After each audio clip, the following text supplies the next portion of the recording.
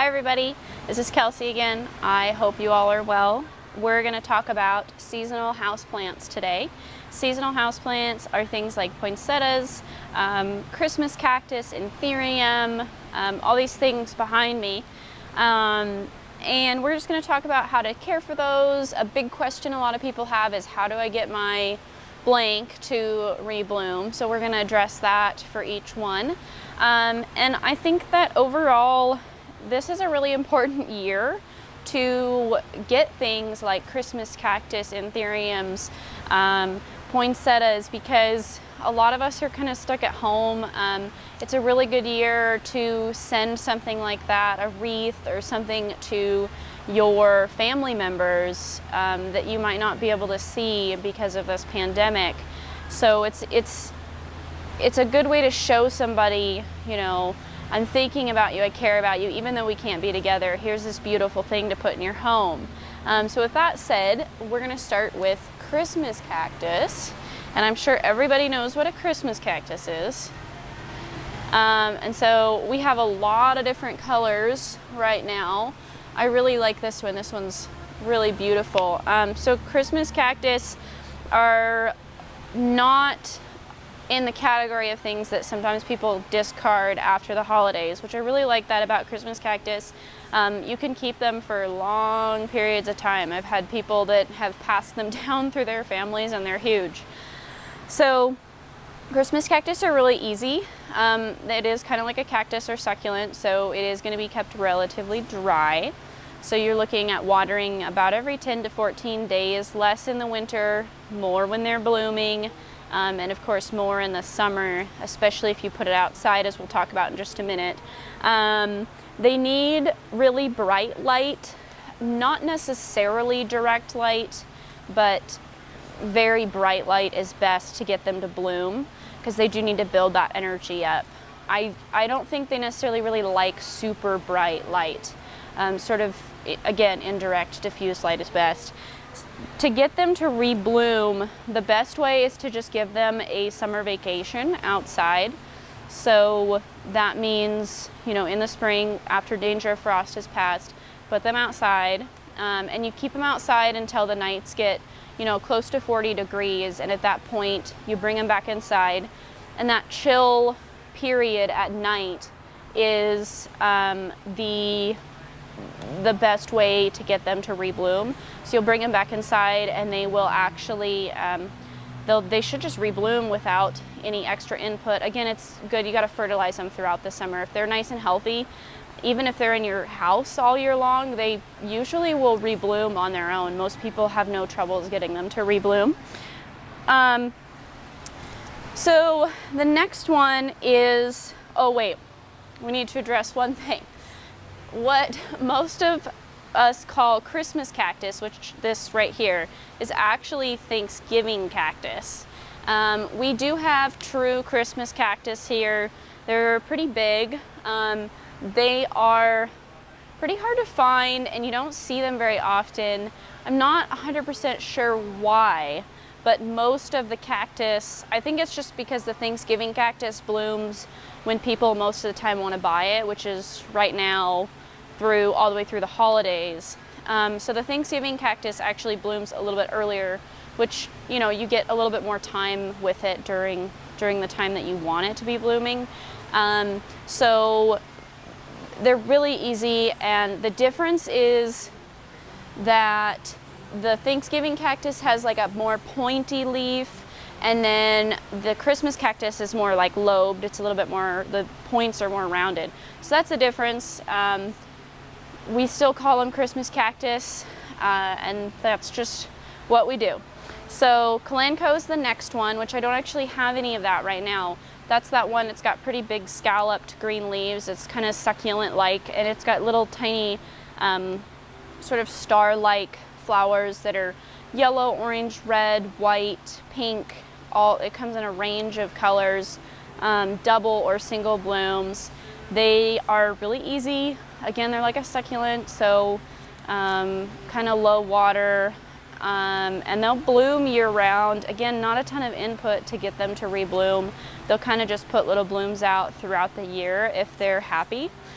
So those are good. We don't have any right now, but we will, sort of in like red and white Christmas colors. Cyclamen is our next one, and this is actually one of my personal favorites, is Cyclamen. This is a pink and white flowered one.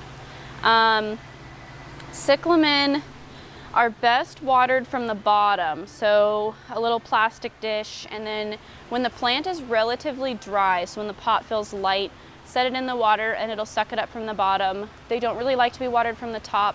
Sometimes it causes their corm to rot a little bit. You can, but you get a longer lasting plant watering from the bottom. They, if kept alive throughout the year, they will rebloom sort of off and on, which is kind of fun. I had one for a long time. Eventually, I just kind of neglected it a little bit, but I think it bloomed the whole time I had it. I don't think there was ever a time there wasn't a bloom on it, which was kind of amazing. But some people say that letting them go dormant will help the bloom cycle. So after the holidays are over, you just kind of cut back the water and the leaves will slowly die back. They will have stopped flowering by this time. And you'll let the soil go dry, and once the leaves are gone, you'll see the little corm that's at the top. It's like a bulb-like thing, but it's a little bit wider. And you'll let it go dormant, and then you just put it somewhere cold, like in your basement. Doesn't need light, there's no leaves on it.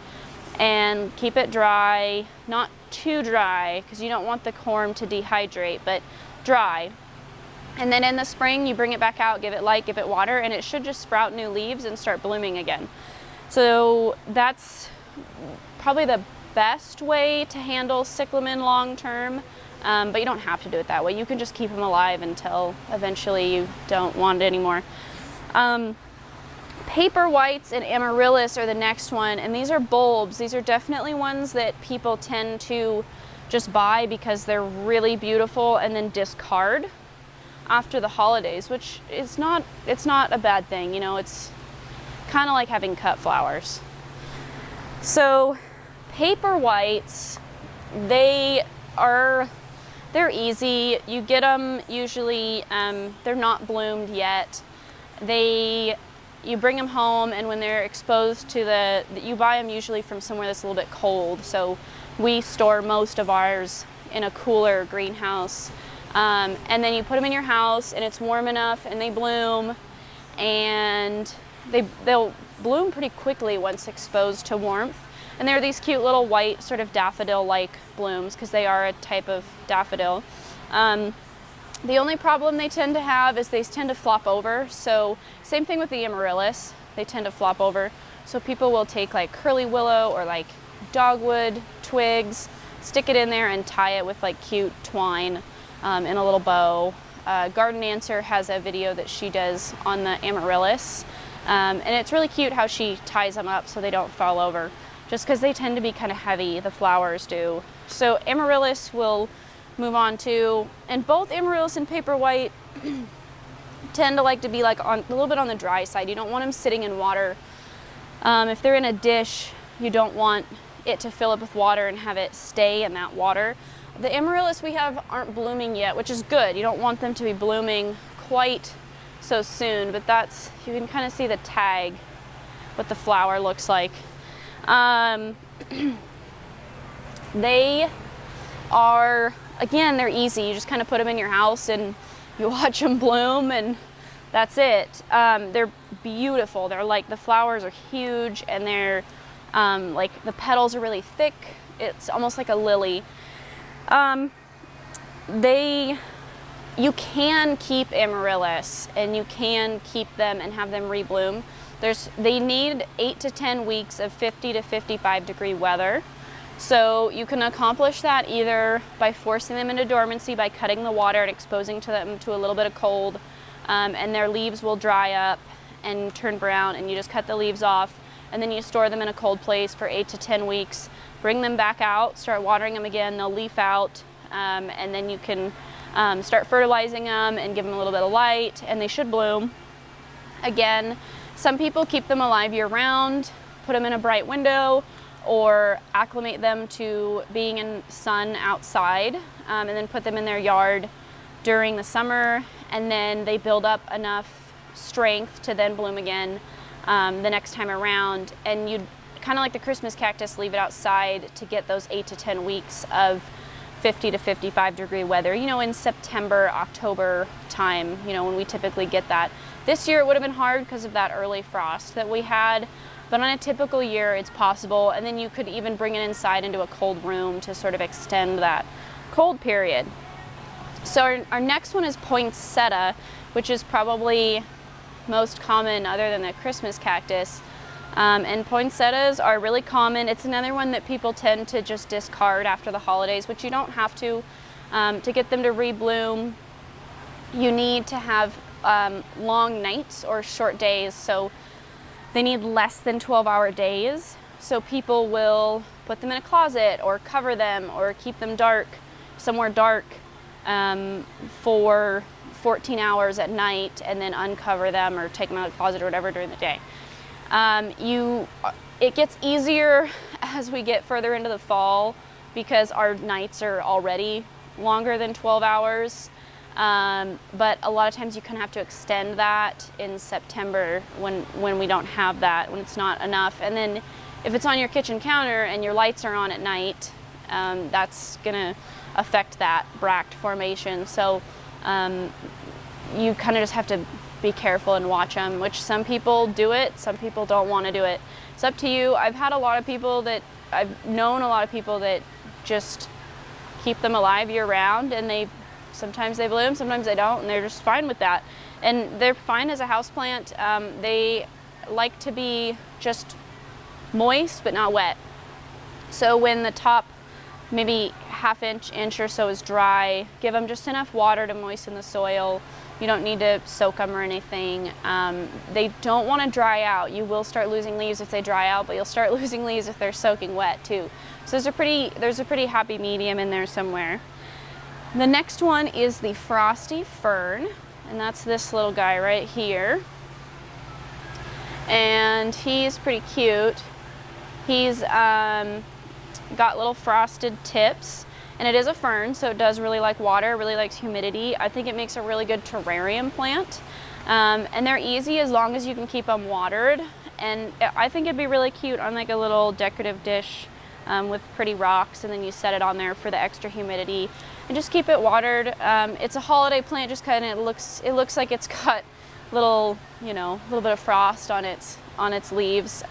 They're really pretty up close, and again, a really nice terrarium plant. Good in mixed arrangement, so one of those plus an anthurium plus a wintergreen plus a little Christmas cactus would be super cute. So we'll talk about anthuriums next, actually. And this is an anthurium. I'm sure you guys have seen these before.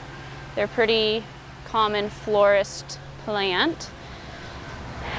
I really love anthuriums. I think they're a lot of fun, and I think their blooms and their leaves are absolutely beautiful. And there's so many different kinds, so many different colors. You could really just go really crazy with anthuriums if you wanted to. They like humidity, and they like to be pretty well watered. I think they make a really good bathroom plant because it's a little bit more humid in there. So as long as you keep them watered, you keep them with good humidity, and you have a really bright spot, not direct light, but very bright, they should rebloom cyclically throughout the year with no issue. A little bit of bloom booster fertilizer in the summer would probably help as well. But if they're happy, they should rebloom just fine, and you don't have to do anything special. We will move on to Norfolk Pines.